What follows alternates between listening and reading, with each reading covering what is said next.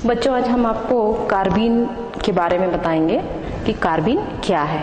जैसा कि मैंने इसके पहले आपको मुक्त मूलक के बारे में, कार्बोकेटायन, कार्बोएनायन के बारे में बताया था, ठीक इसी तरह कार्बीन के बारे में हम बात करते हैं कि कार्बीन क्या है। यदि हम कार्बीन की बात करें तो कार्बीन का मतलब होता है कि ऐसा कार्बन जिसमें दो बंध है और दो इलेक्ट्रॉन है। इस प्रकार से दो बंधित इलेक्ट्रॉन है या दो बंध दिखाई दे रहे हैं और दो इलेक्ट्रॉन मौजूद हैं। तो इस आधार पर यदि हम बात करें तो यहाँ पर इलेक्ट्रॉन की जो संख्या होगी इस कार्बन में, इलेक्ट्रॉन की कुल संख्या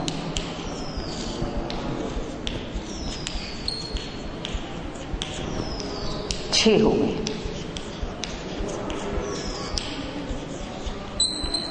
6 होगी तो उसे हम कहेंगे कार्बन। जैसे मान लीजिए हम लिख रहे हैं यहाँ पर CH2।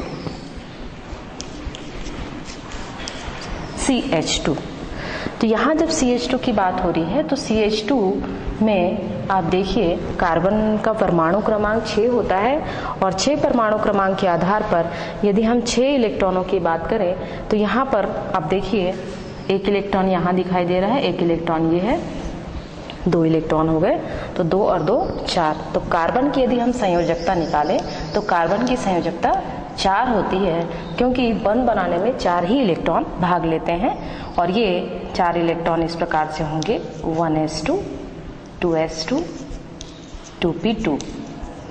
तो ये जो 4 इलेक्ट्रॉन दिखाई दे रहे हैं, इन्हीं 4 इलेक्ट्रॉन में से 2 इलेक्ट्रॉन यहाँ पर अलग दिख रहे हैं आपको और 2 इलेक्ट्रॉन हाइड्रोजन के साथ क्रिया कर रहे हैं। तो कार्बीन ऐसा कार्बन है जिसमें 2 बंध होते हैं और 2 इलेक्ट्रॉन होते हैं। तो 2 बंध में 4 इलेक्ट्रॉन हो गए, क्योंकि यहाँ पर एक इलेक्ट्रॉन हाइड्रोजन का मौजूद होगा और इस तरह से इनके बीच यदि हम इलेक्ट्रॉन युग्म की बात करें तो यहाँ पर इलेक्ट्रॉन की संख्या हो जाएगी 4 और इन 2 को मिला करके टोटल इलेक्ट्रॉन की संख्या आपको 6 दिखाई देगी। तो कार्बीन ऐसा कार्बन होता है जिसमें 6 इलेक्ट्रॉन होते हैं। जब इलेक्ट्रॉन 6 होंगे तो इसको हम इस प्रकार से भी स्पष्ट बता सकते हैं आपको। जैसे मान लीजिए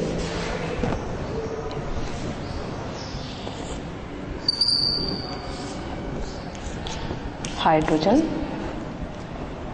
यहाँ पर एक इलेक्ट्रॉन है, ये दूसरा इलेक्ट्रॉन है, हाइड्रोजन का एक इलेक्ट्रॉन, ये दूसरा इलेक्ट्रॉन, इनके बीच में इलेक्ट्रॉन युग्म बनेगा, यहाँ पर भी इलेक्ट्रॉन युग्म बनेगा और इस तरह से 2 और 2 4 हो गए इलेक्ट्रॉन और यहाँ पर 2 इलेक्ट्रॉन। क्योंकि आपको पता है कि जो 4 इलेक्ट्रॉन है बंध बनाने में भाग ले रहे हैं कार्बन के साथ, तो टोटल इलेक्ट्रॉन की संख्या 2 और 2 4 और 2 6। तो ऐसा कार्बन जिसमें 6 इलेक्ट्रॉन होते हैं उसे हम कार्बीन कहते हैं। चाहे आप CH2 की बात करें या हम इस प्रकार से CCl2 की बात करें, CCl2।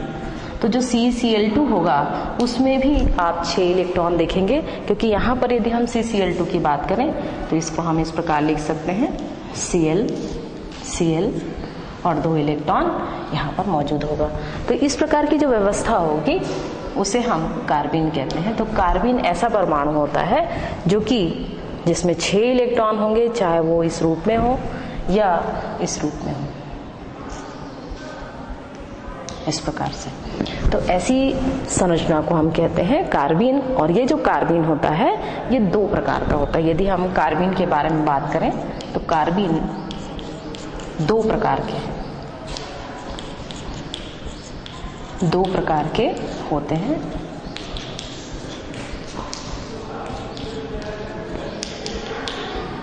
पहला एकल कार्बीन,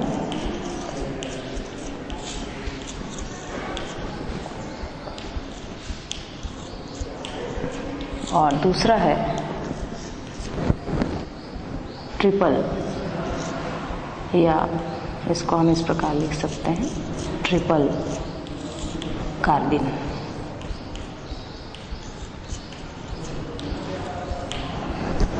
तो कार्बीन 2 प्रकार के हैं। ऐसा कार्बन जिसमें कि 6 इलेक्ट्रॉन होंगे, 2 बंध के रूप में और 2 इलेक्ट्रॉन के रूप में, तो इसे हम कार्बीन कहते हैं। यदि ये इलेक्ट्रॉन एकल कार्बीन के रूप में है तो एकल कार्बीन के रूप में यदि संरचना देखें या ट्रिपल कार्बीन के रूप में यदि संरचना देखते हैं तो उसे हम इस प्रकार बता सकते हैं आपको।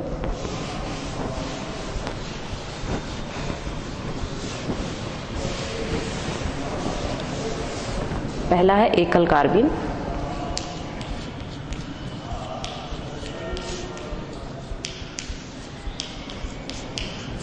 एकल कार्बीन में यदि हम स्ट्रक्चर देखें तो इसकी स्ट्रक्चर इस प्रकार की होती है।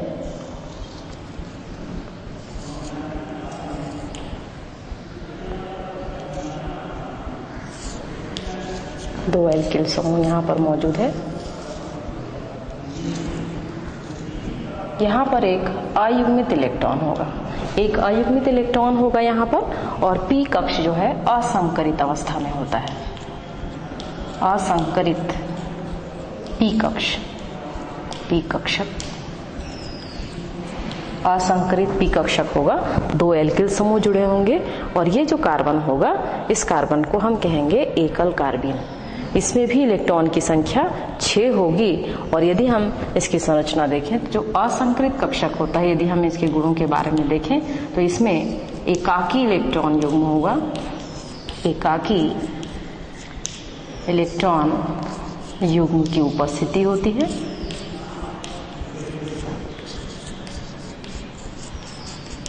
उपस्थिति होती है। साथ साथ आप ये देखिए कि यहाँ पर जो कार्बन होगा वो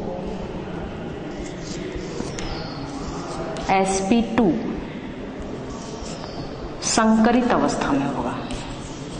तो इसमें sp2, इसके कार्बन में sp2 संकरण पाया जाएगा। तीसरी बात इसमें आप देखेंगे जो एकल कार्बीन होता है, एकल कार्बीन में ऐसा असंकरित कक्षक आपको दिखाई देगा जिसमें इलेक्ट्रॉन नहीं होते। तीसरा नंबर, बिना इलेक्ट्रॉन का, बिना इलेक्ट्रॉन का असंकरित कक्षक, पी असंकरित कक्षक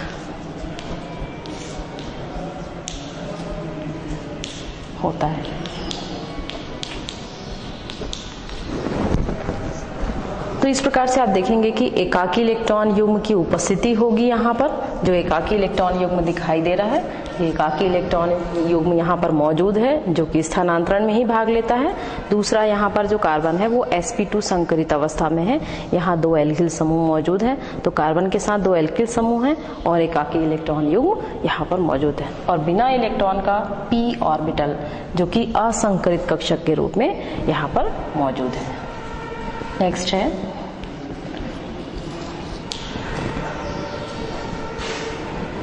इसकी संरचना के बारे में देखें तो ये संरचना जो है कम स्थायी होती है,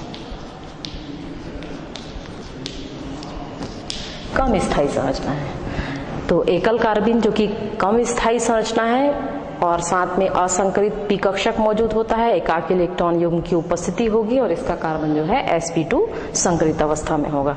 दूसरा है तिर्यक कार्बीन। तिर्यक कार्बीन, यदि हम तिर्यक कार्बीन की बात करें तो तिर्यक कार्बीन की जो संरचना होगी उसकी संरचना के आधार पर इसको हम इस प्रकार बता सकते हैं। इस प्रकार की स्ट्रक्चर होती है, एल्किल समूह, यहाँ एल्किल समूह है इस प्रकार से। और यहाँ पर जो पी कक्षक होते हैं, ये पी कक्षक 2 पी कक्षक असंकरित अवस्था में होते हैं। इसको हम कहते हैं असंकरित, असंकरित पी कक्षक।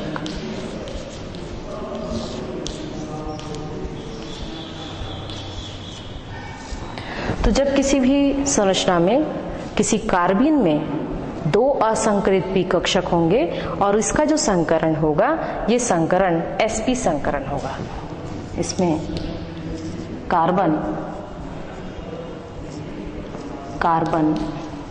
sp संकरित अवस्था में होता है, sp संकरित अवस्था में होता है।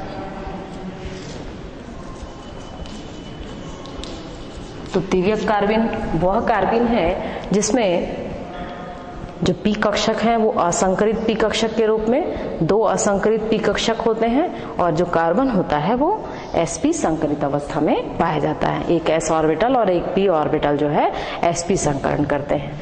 तीसरा भाग है इसमें, दूसरा भाग है इसमें,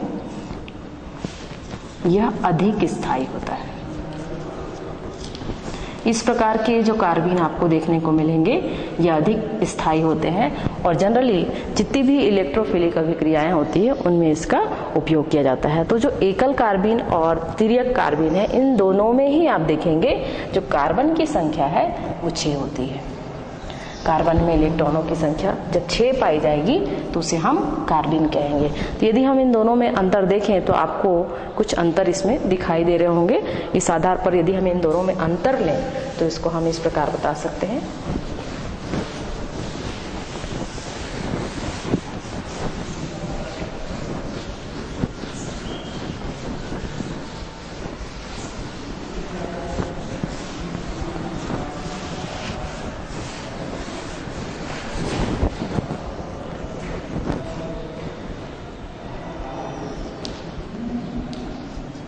एक साइड आप एकल कार्बिन लिख लीजिए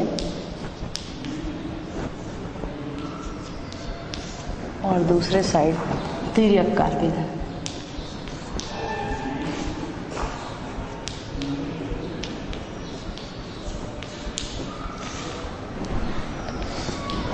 सबसे पहला आप इसमें अंतर ये बता सकते हैं, इसमें मौजूद कार्बन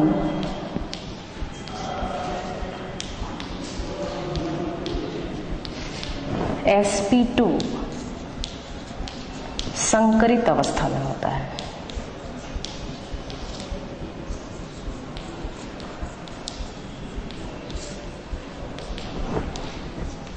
और यहाँ तिर्यक कार्बिन में आप बता सकते हैं इसमें जो कार्बन होगा, इसमें कार्बन sp संकरित अवस्था में होता है।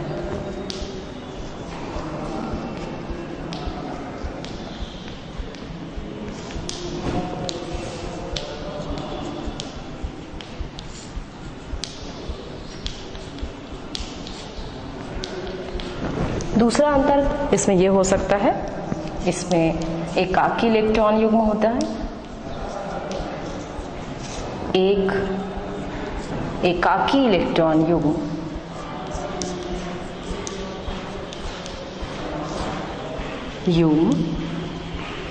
उपस्थित होता है।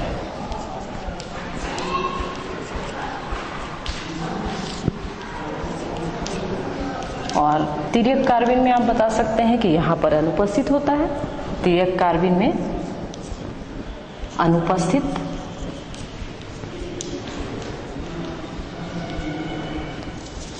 तीसरा अंतर इसमें यह बताया जा सकता है, एकल कार्बिन में एक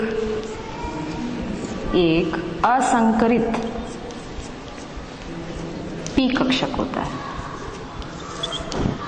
एक असंकरित बिना इलेक्ट्रॉन का पी कक्षक होता है, बिना इलेक्ट्रॉन का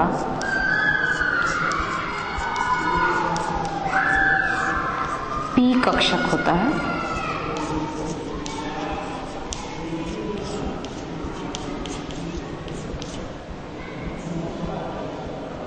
पी कक्षक होता है। उसी प्रकार से यहां पर आप बता सकते हैं, इसमें दो असंकरित कक्षक इलेक्ट्रॉन वाले होते हैं, दो असंकरित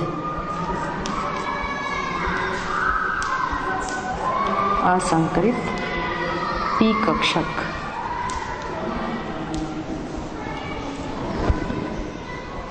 इलेक्ट्रॉन, यहां पर अयुग्मित इलेक्ट्रॉन लिख सकते हैं, अयुग्मित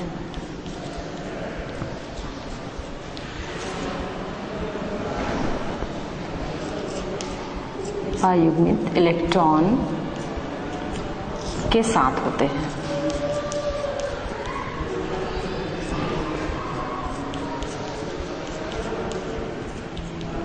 और चौथा अंतर इसमें बता सकते हैं आप कि ये कम स्थायी होता है,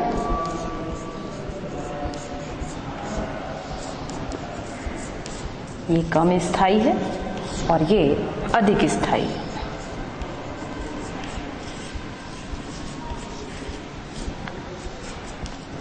पांचवा अंतर इसमें आप इसका चित्र बना सकते हैं कि हमने आपको बताया कि किस प्रकार से एकल कार्बन की संरचना होती है और किस प्रकार से तिर्यक कार्बन की संरचना होती है। तो आप ये बता सकते हैं कि कार्बन ऐसा कार्बन है जिसमें कार्बन की संख्या 6 होगी तो उसे हम कार्बन कहेंगे। और यदि एकल कार्बन में कार्बन यदि sp2 संकरित अवस्था में पाया जा रहा है तो उसे हम एकल कार्बन कहेंगे।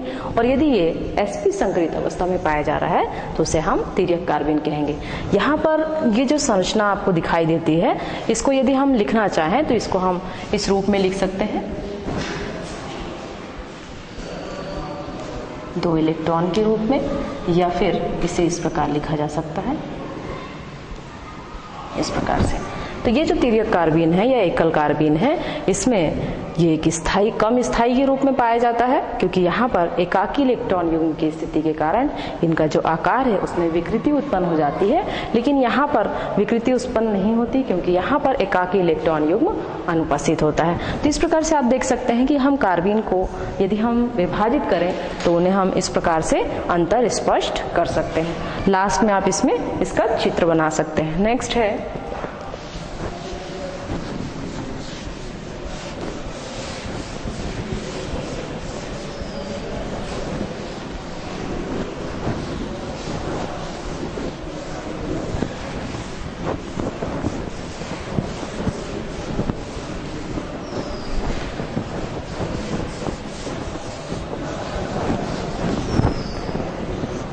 इसके पहले मैंने आपको मुक्त मूलक कार्ब केटायन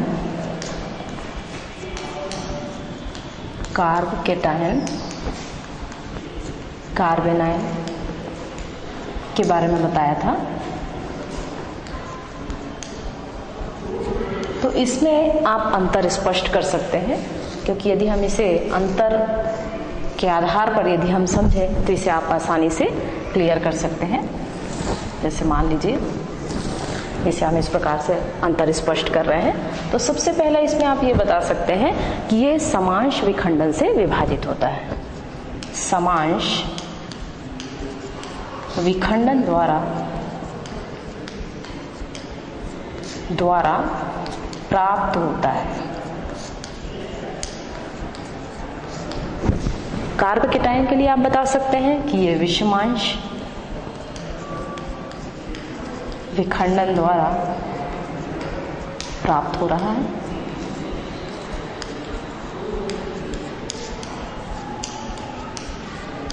प्राप्त यहां भी आप बता सकते हैं, यह भी विषमांश विखंडन द्वारा प्राप्त होता है।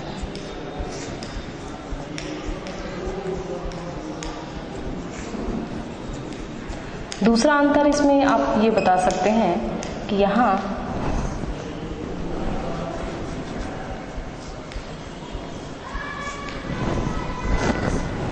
दूसरा इसे आप इस प्रकार से संकेत दे सकते हैं। इस प्रकार का यदि आप संकेत देते हैं तो ये हो जाएगा मुक्त मूलक। और यदि आप कार्ब केटायन की बात कर रहे हैं तो इसे आप कार्ब धन आयन लिखेंगे। जब कार्ब धन आयन लिख रहे हैं तो उसे हम कार्ब केटायन कहेंगे। और यदि इसे इस प्रकार लिखा जा रहा है ऋण आयन के रूप में तो इसे हम कार्ब ऋण आयन कहेंगे। तीसरा आप इसमें बता सकते हैं कि ये sp2 संकरित अवस्था में होता है। संकरित अवस्था में ठीक इसी तरह यह भी sp2 संकरित अवस्था में होता है। और ये है sp3 संकरित अवस्था में होता है। तो इस प्रकार आप बता सकते हैं कि sp2 संकरित अवस्था में यदि मुक्त मूलक की यदि हम संरचना देखें तो उसको हम sp2 संकरित अवस्था में कहेंगे। और यदि हम कार्ब केटायन की बात कर रहे हैं तो यह भी sp2 संकरित अवस्था में होता है। लेकिन अगर हम कार्ब एनायन की बात करें ये तो sp3 संकरित अवस्था में होता है। तो इसे आप नोट कर लीजिए, आगे कल बताते हैं आपको।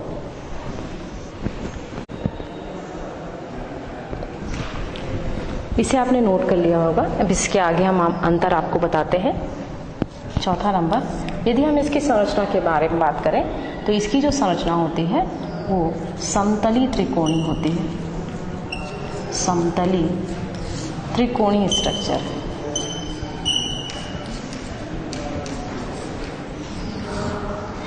समतली त्रिकोणीय स्ट्रक्चर होती है। यदि हम इसकी बात करें तो ये सिर्फ समतली स्ट्रक्चर के रूप में आपको मिलेगा।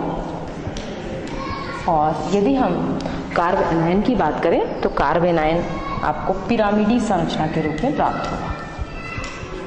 पिरामिडी संरचना के रूप में प्राप्त होगा। यदि हम मुक्त मूलक की बात करें तो मुक्त मूलक में जो इलेक्ट्रॉनों की संख्या होती है, जितने इलेक्ट्रॉन बंध बनाने में भाग ले रहे हैं उतने ही इलेक्ट्रॉन होते हैं। बंधित इलेक्ट्रॉन होते हैं और ये बंधित इलेक्ट्रॉन एक होंगे, इसकी संख्या एक होगी। और यहाँ पर जो कार्ब केटायन है इसकी संख्या कार्बन में इलेक्ट्रॉन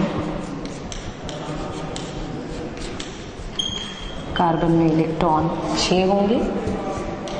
और यदि हम कार्ब एनायन की बात करें तो कार्ब एनायन में इसकी संख्या कार्बन में इलेक्ट्रॉन 8 होंगे। जब कार्बन में 8 इलेक्ट्रॉन होंगे तो उसे हम कार्ब एनायन कहेंगे। तो इस प्रकार आप देखिए कि यहाँ पर कार्बन में यदि मुक्त मूलक है तो बंधित इलेक्ट्रॉन होंगे और उसकी संख्या एक ही होगी, क्योंकि बंध बनाने में भाग लेने वाले इलेक्ट्रॉन एक एक होते हैं। यदि एक सहसंयोजक बंध दिखाई दे रहा है तो उसमें भाग लेने वाले इलेक्ट्रॉनों की संख्या एक होगी। यदि हम कार्ब केटायन की बात करते हैं तो कार्ब केटायन में इलेक्ट्रॉनों की संख्या 6 होगी, क्योंकि यहाँ पर आप देखिए इसमें जो भी परमाणु इसके साथ दूसरा जुड़ेगा वह अधिक विद्युत ऋणात्मक तत्व होगा। लेकिन इसी प्रकार से यदि हम कार्ब एनायन की बात करें तो कार्बन में जो भी इलेक्ट्रॉन होंगे वो इलेक्ट्रॉन 8 होंगे, क्योंकि इससे जुड़ने वाला जो परमाणु होगा वो कम विद्युत ऋणी होगा और कम विद्युत ऋणी होने के कारण कार्बन में इलेक्ट्रॉनों की संख्या 8 हो जाएगी। तो इस प्रकार से आप देखिए कि जो मुक्त मूलक है, मुक्त मूलक की यदि हम संरचना देखें तो यहाँ पर मुक्त मूलक की संरचना को हम इस प्रकार से संकेत देते हैं। और यदि कार्ब धनायन है तो उसे इस प्रकार से संकेत दिया जाता है, और यदि कार्ब ऋणायन है तो उसे इस प्रकार से संकेत दिया जाता है। तो इस प्रकार इन तीनों में अंतर हम आसानी से स्पष्ट कर सकते हैं। नेक्स्ट है अभिकर्मक, ये आपने लिख लिया होगा। नेक्स्ट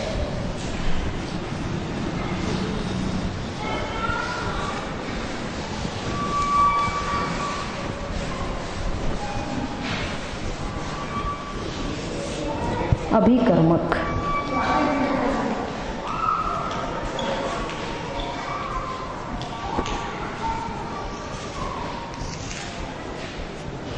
अभिकर्मक की जो प्रकृति होती है, अभिकर्मक की प्रकृति 2 प्रकार की होती है। एक होती है नाभिक स्नेही प्रकृति, नाभिक स्नेही प्रकृति, और दूसरी होती है इलेक्ट्रॉन स्नेही प्रकृति। जैसा कि नाम से ही परिलक्षित हो रहा है कि नाभिक स्नेही क्या होगा, तो नाभिक स्नेही के आधार पर यदि हम देखें तो नाभिक स्नेही, नाभिक का मतलब क्या होता है, नाभिक से क्या तात्पर्य है, नाभिक से तात्पर्य है जिसमें धनावेश होता है। नाभिक वह होता है जिसमें धनावेश होता है। तो जो नाभिक से स्नेह रखने वाले हैं ऐसे परमाणु होंगे, ऐसे यौगिक होंगे जिन पर ऋणात्मक आवेश होगा। तो जहां पर भी यदि हम अभिकर्मक की बात कर रहे हैं तो अभिकर्मक 2 प्रकार का होता है। एक होता है नाभिक स्नेही के रूप में और दूसरा होता है इलेक्ट्रॉन स्नेही के रूप में। तो सर्वप्रथम आपको ये ध्यान में रखना है कि नाभिक क्या होता है और इलेक्ट्रॉन क्या होता है। यदि हम किसी भी परमाणु की संरचना देखते हैं तो किसी भी परमाणु में 2 भाग होते हैं। एक होता है नाभिक जिसमें प्रोटॉन व न्यूट्रॉन होते हैं। तो प्रोटॉन और न्यूट्रॉन है तो उसे हम कहेंगे नाभिक।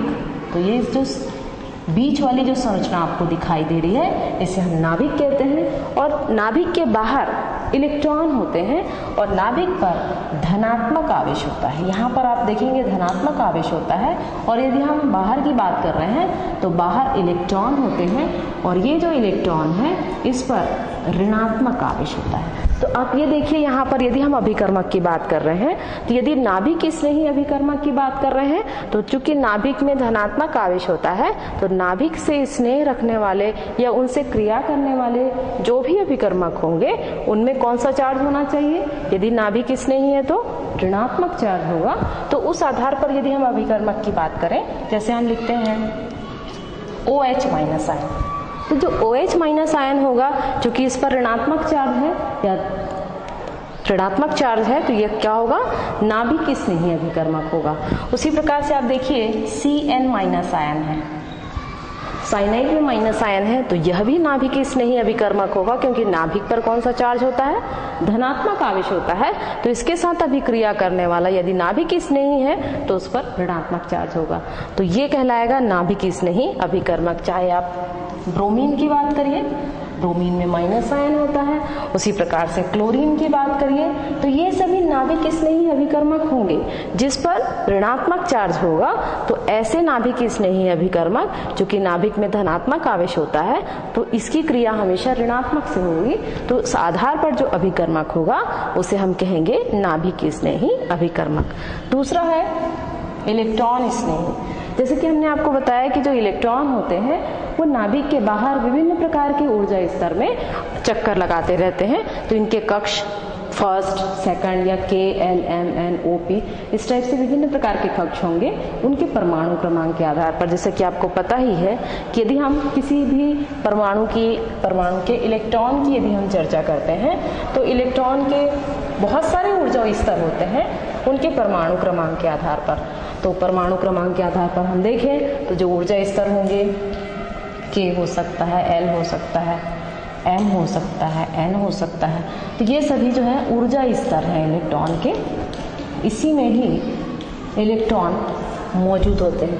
मतलब इलेक्ट्रॉन मेघ के नाभिक के बाहर जो इलेक्ट्रॉन मेघ होता है वहाँ इलेक्ट्रॉन चक्कर लगाते हैं और ये विभिन्न प्रकार के ऊर्जा स्तर में आपको इलेक्ट्रॉन देखने को मिलेंगे। चाहे वो K कक्ष हो, K ऊर्जा स्तर हो, L ऊर्जा स्तर हो, M ऊर्जा स्तर हो।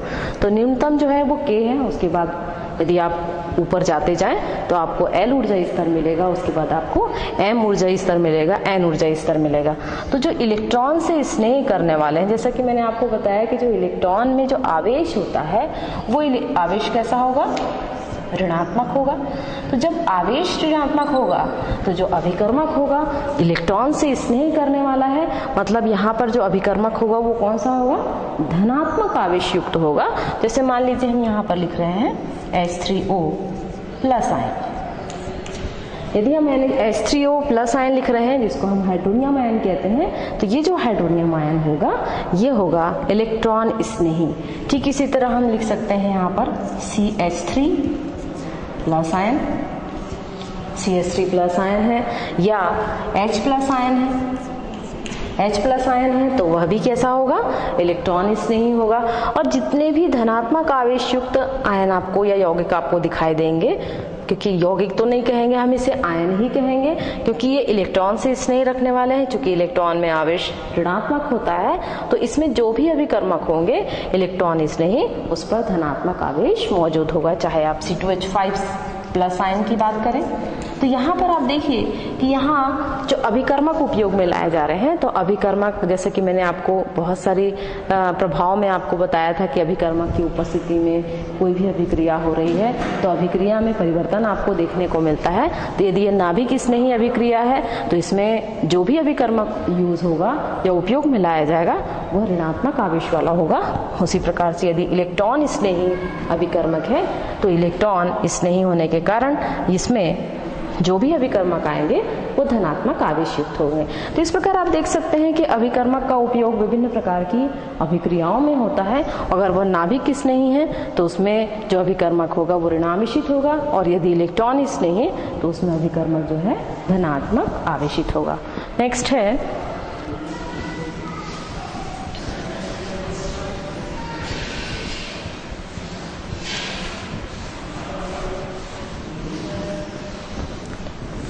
समावयवता।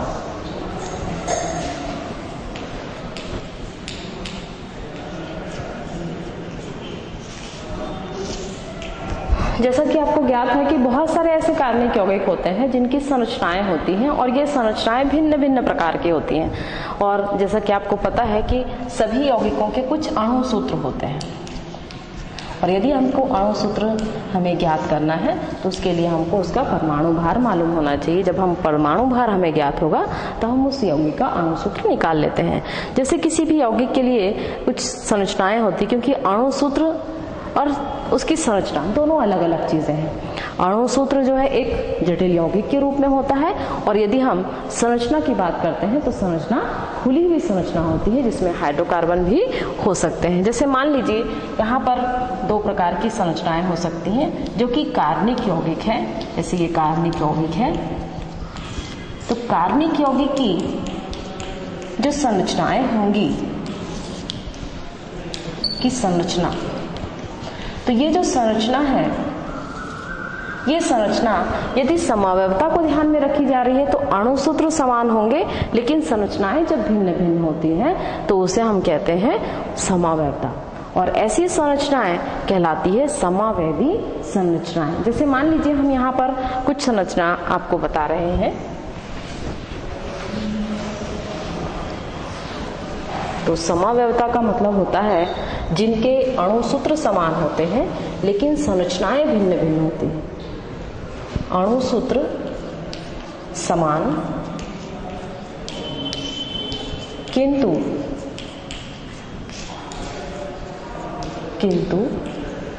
संरचनाएं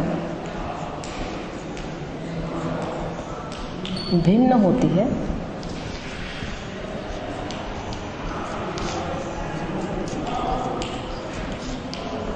है, तो उसे समावयवता कहते हैं।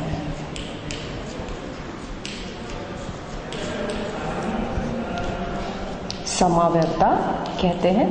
और ऐसी संरचनाएं जो एक दूसरे की समावयवी होती हैं, उन संरचनाओं को हम समावयवी संरचनाएं कहते हैं। समावयवी संरचनाएं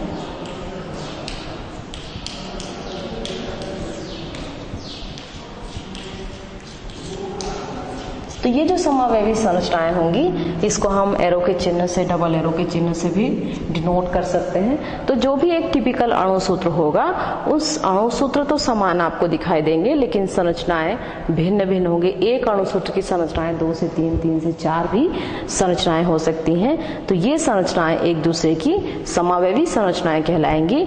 और ऐसे यौगिक जिनकी अणु सूत्र समान और संरचनाएं भिन्न भिन्न होती है उसे हम समावयवता कहते हैं। तो इसे यदि हम प्रकार के रूप में यदि हम डिफरेंशिएट करें, इसे विभाजित करें, तो इसे हम 2 प्रकार से विभाजित करते हैं। नंबर 1 है संरचनात्मक समावयवता। संरचनात्मक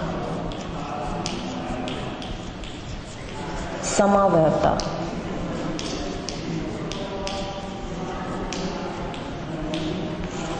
संरचनात्मक समावयवता। और दूसरी होती है त्रिविम समावयवता। त्रिविम समावयवता। संरचनात्मक समावयवता की बात करें तो जो संरचनात्मक समावयवता होती है जिनकी संरचनाएं भिन्न भिन्न होंगी, और ये संरचनाएं कई प्रकार की हो सकती हैं। तो जब संरचना के आधार पर समावयवी संरचनाएं बनती है तो उसे हम कहते हैं संरचनात्मक समावयवता। लेकिन अगर किसी भी कार्बनिक यौगिक की संरचना त्रिविम में अगर भिन्न भिन्न दिखाई देती है, आंतरिक्षीय जो विन्यास होता है उसमें अगर आपको भिन्नता दिखाई दे रही है, तो ऐसी जो संरचनाएं होती हैं उसके कारण जो समवयवता उत्पन्न होगी उसे हम कहेंगे त्रिविम समवयवता। तो इस आधार पर यदि हम देखें तो सर्वप्रथम हम संरचनात्मक समवयवता के बारे में पढ़ेंगे। नेक्स्ट है संरचनात्मक समवयवता। इसको बताने के लिए हम सबसे पहले आपको इसके प्रकार भी देख लेते हैं। तो इसमें सबसे पहला प्रकार है श्रृंखला समवयवता।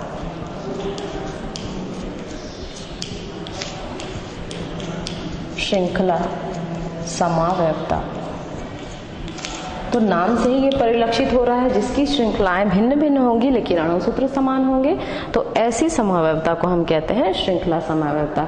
इस आधार पर हम एक संरचना लिखते हैं। जैसे मान लीजिए हमने लिखा यहाँ CH3 CH2 CH2 CH3, ये एक संरचना है। और इस संरचना का यदि हम सूत्र लिखें तो इसे हम इस प्रकार लिख सकते हैं C4 3 2 5 2 7 3 10 C4H10, ये है इसका अणुसूत्र।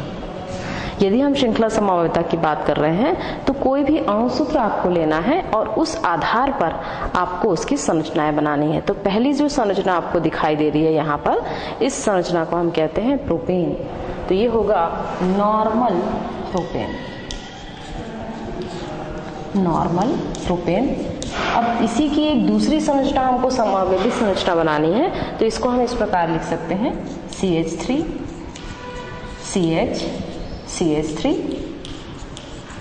CH3। यहाँ पर भी आप देखिए कार्बन की संख्या आपको 3 3 6 3 9 और 1 10 दिखाई दे रही है। कार्बन की संख्या यहाँ पर 4 दिखाई दे रही है। तो इसे हम अब नॉर्मल प्रोपेन नहीं कहेंगे, बल्कि सॉरी नॉर्मल प्रोपेन नहीं होगा बल्कि नॉर्मल ब्यूटेन होगा। यहाँ कार्बन की संख्या 4 है तो इसको हम कहेंगे नॉर्मल ब्यूटेन।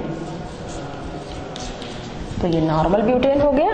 उसके बाद अब ये जो संरचना है, क्योंकि यहाँ पर भी कार्बन की संख्या 4 है और हाइड्रोजन की संख्या आपको 10 दिखाई दे रही है, तो इसका नाम होगा आइसो ब्यूटेन। इसे हम कहेंगे आइसो ब्यूटेन। तो यहाँ पर आइसो हम इसलिए कह रहे हैं क्योंकि यहाँ शाखा आपको दिखाई दे रही है। तीसरी संरचना यहाँ पर बना सकते हैं, लेकिन यहाँ पर जो तीसरी संरचना यदि बनती है तो यहाँ पर आपको पांचवा एक और कार्बन चाहिए। तो पांचवा कार्बन की बजाय यदि आप, क्योंकि इसमें सिर्फ 2 ही संरचना बनेगी, तो ये दोनों ही जो संरचनाएं आपको दिखाई दे रही हैं, ये दोनों ही संरचनाएं एक दूसरे की समवयवी संरचनाएं होंगी। तो इस प्रकार से एक उदाहरण हम और बताते हैं आपको। जैसे CH3 CH2 CH2 CH2 CH3, इस प्रकार से। तो यहाँ पर यदि हम देखें तो यहाँ आपको दिखाई दे रहा होगा कार्बन की संख्या यहाँ पर 5 है और 5 है, तो इस आधार पर इसे हम कहेंगे नॉर्मल। तो यहाँ पर अणुसूत्र क्या हो जाएगा C5 3 2 5 2 7 2 9 3 12 C5H12, ये इसका अणुसूत्र होगा। इस प्रकार से हम इसका अणुसूत्र लिख सकते हैं और ये अणुसूत्र है C5H12। तो इसे हम कहेंगे नॉर्मल पेंटेन, नॉर्मल पेंटेन होगा ये।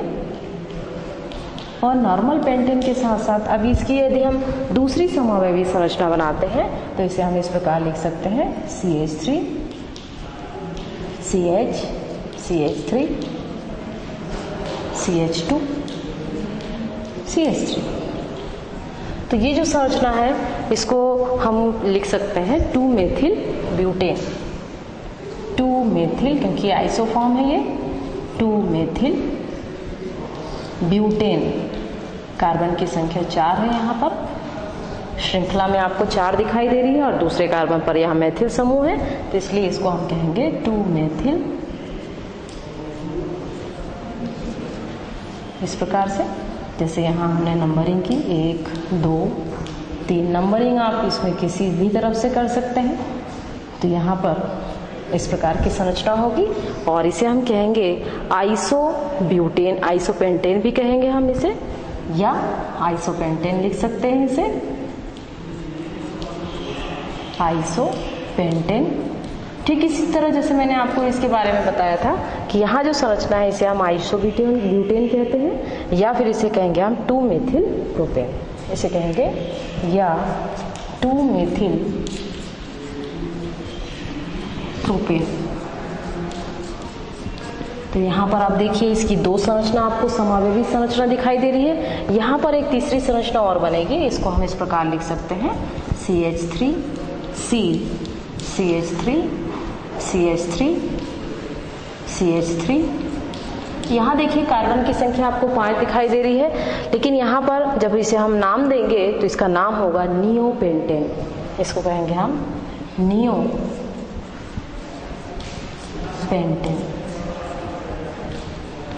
तो आप देखिए यहाँ पर 3 संरचनाएं दिखाई दे रही है, अणु सूत्र तो एक ही है C5H12, लेकिन इनकी संरचनाएं आपको 3 दिखाई दे रही है। सभी में आप देख सकते हैं कार्बन की संख्या 5 है और हाइड्रोजन की संख्या यहाँ पर 12 है, 3 चौक 12 दिखाई दे रही है। यहाँ पर भी वैसे ही है, 3 3 6 7 2 9 और 3 12। तो ये तीनों ही संरचनाएं एक दूसरे की श्रृंखला समावयवी संरचनाएं कहलाएंगी।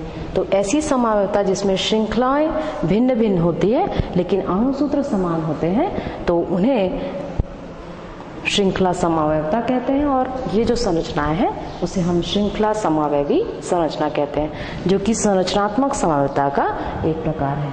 आज के लिए बस इतना ही, आगे का हम नेक्स्ट टाइम बताएंगे। Thank you.